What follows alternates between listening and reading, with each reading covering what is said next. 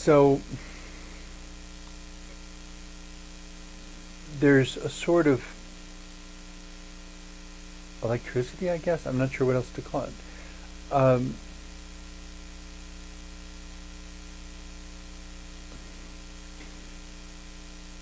I don't know whether every metaphor has a point at which it breaks down, I understand. I don't know whether this is a really good way to describe it, but maybe it'll give us something to think about and a place to start a discussion.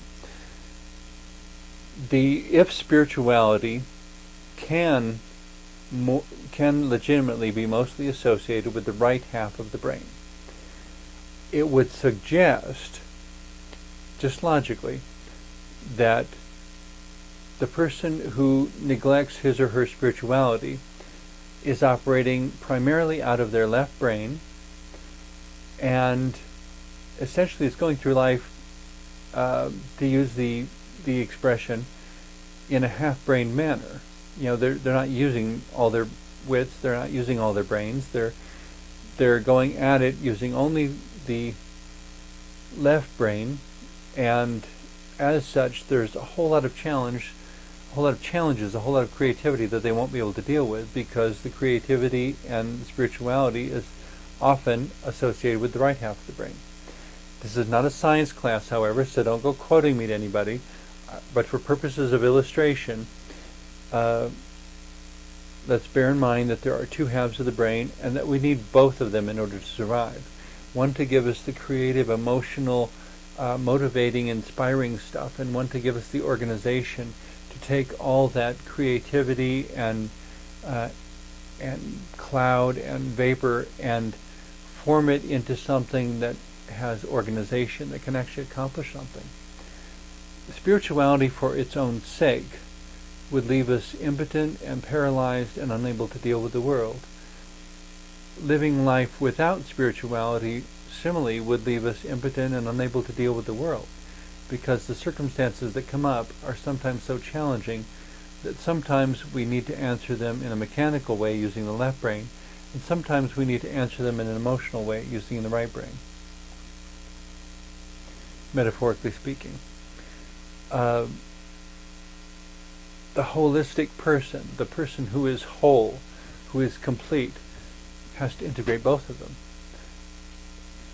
The ancient Greek culture was by no means perfect, but one of the ways that they kind of illustrated this is the ideal that the truly accomplished man was one who could both handle military strategy and write poetry. It was not an either or. In order to be a whole person, you had to be both creative and engineering, developed in both regards. And there are a lot of different ways we can do that within our own lives now as well. A number of books have been written on the subject, in fact, in which we look at, we develop our minds, our left brains, so we can deal with accounting and arithmetic and engineering and so forth. And we develop our right brains so that we can deal with painting and music and art and dance and shape and form and the more creative aspects of language. But it's all part of the wholeness of who and what we are. The whole point of spirituality and asking about it is, first of all, inviting that awareness of the non-physical parts of ourselves. Inviting that awareness and inviting it to inspire and animate and perhaps even direct the more mechanical side of us to greater accomplishment. That the left brain may know how to move your feet across the floor. The right brain knows how to turn that movement into a tango or a merengue or some other Latin dance, or to turn that movement into a polka or a waltz, or the jitterbug, or any number of the other dances that humanity has created over the centuries, to turn that movement into folk dances that are not only about synchronized movement on the dance floor, but are also about maintaining an ethnic, cultural, or village identity. That every year on this holiday, our village dances this dance because it relates to our history, because of what it means to us.